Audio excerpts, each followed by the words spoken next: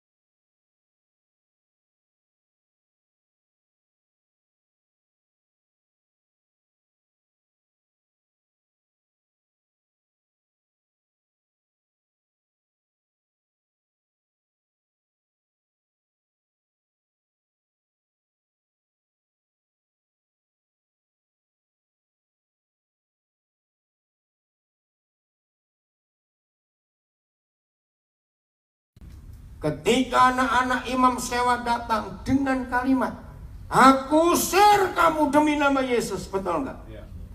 Nah, yang lari siapa? Yang diusir siapa?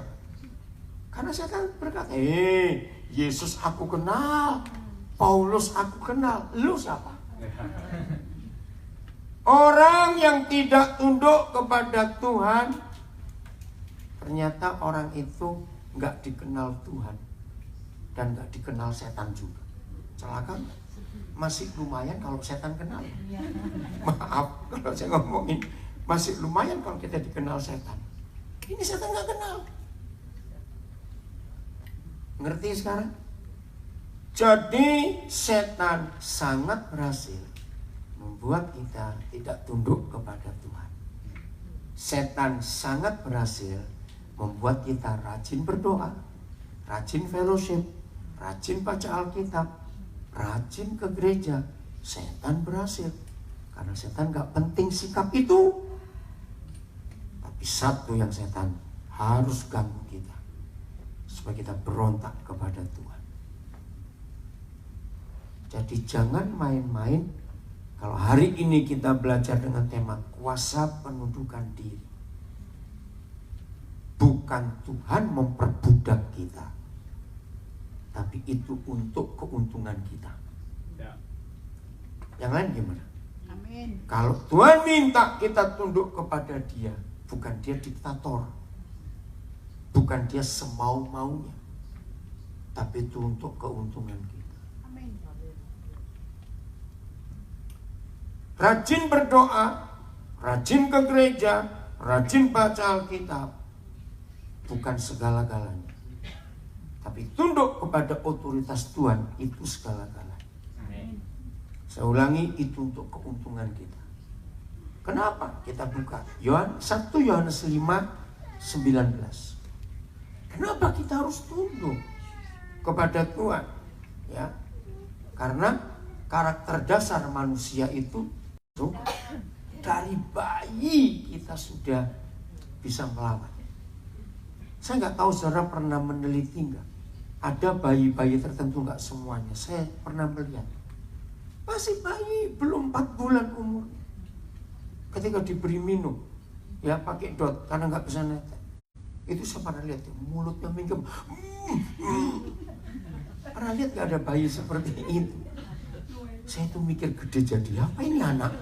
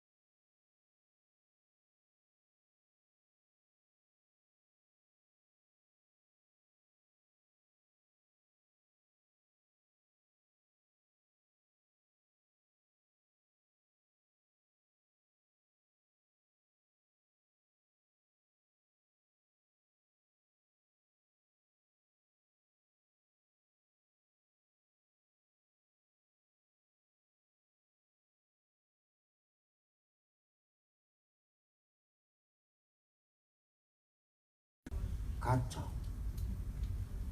Negara-negara yang pemerintahnya punya otoritas, maka rakyatnya pasti aman dan hampir nggak pernah ada demo. Tapi negara yang pemerintahnya tidak tunduk pada konstitusi, pemerintah yang tidak tunduk kepada peraturan yang ada di negara itu, pasti negara itu nggak ada otoritas. Dan akibatnya cuma satu, demo di mana-mana, rakyat menuntut. Ngerti nggak? Loh, iya atau tidak? Perhatikan. Jadi selama setan masih berhasil membuat kita tidak mau tunduk kepada Tuhan, maka sampai kapanpun juga dunia masih berada di bawah kuasa setan. Jadi hal kedua, kenapa kita harus tunduk pada otoritas Tuhan? Hal kedua, supaya kita segera mengambil alih otoritas dunia dari tangan setan kembali ke tangan Tuhan. Amin, lewat kita. Tapi masalahnya, mudah atau susah tunduk kepada Tuhan? Susah. Sebab dasar kita pemberontak. Itu kita. Tapi nggak ada pilihan lain. Cuma ada satu di antara dua. Kalau kita nggak tunduk kepada Tuhan, maka setan nggak bisa lari dari kita. Kalau setan nggak bisa lari dari kita, berarti setan mengambil alih hidup kita. Begitu pilihannya jelas. Ayo kita kejar lagi Tuhan. Di mana kita belajar penundukan diri pertama kali? Ya, kita harus tahu di mana kita belajar penundukan diri pertama kali. Ada nggak university yang punya jurusan penundukan diri? Ada nggak fakultasnya? Jawab cepat ah. Ada. Lalu di mana? Ya, betul sekali, di rumah. Kita belajar dan mengenal dan tahu otoritas penundukan diri itu di rumah. Waktu saya diberi tema ini oleh Bapak Gembala, saya merenung, wow, ini tema luar biasa. Kuasa penundukan diri di rumah. Oke, kita sarang pelan-pelan. Saya tanya kepada saudara, otoritas pertama kan datang dari Tuhan, bukan? Oke, lihat ini ya, otoritas pertama datang dari Tuhan. Saya tanya, menurut kita semua, binatang atau manusia yang lebih respect pada otoritas Tuhan? Binatang. Jawab, binatang atau manusia? Jawab cepetan. Nah, malu nggak kita sama mereka? Malu sekali. Binatang dan nature, alam semesta ini lebih tunduk kepada Tuhan daripada kita. Pertanyaannya, buktinya ya dari pertanyaan, manusia atau binatang yang bisa melawan Tuhan? Manusia. Nah itu dia. Binatang itu nggak bisa melawan Tuhan. Itu luar biasa. Lu ya atau tidak? Kita ini suka melawan. Oke, kita lanjutkan.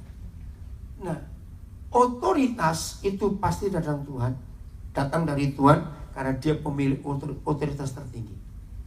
Nah, sampai kepada manusia, Tuhan berikan otoritasnya kepada siapa dulu? Kepada manusia ini. Orang berkata, orang tua, government, guru, salah. Kita buka ayat ini. Ada yang jawab betul, suami. 1 Korintus 11 ayat 3. Ya, 1 Korintus 11 ayat 3. Maka itu kita temukan belajar penundukan diri bukan di kampus ini, di university itu, tapi di rumah. Udah?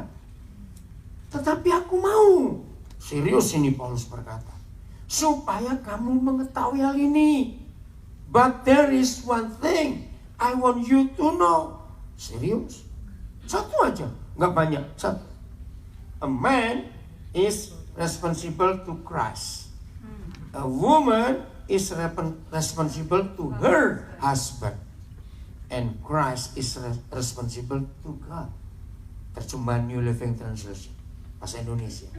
Tetapi aku mau, Supaya kamu mengetahui hal ini, yaitu kepala.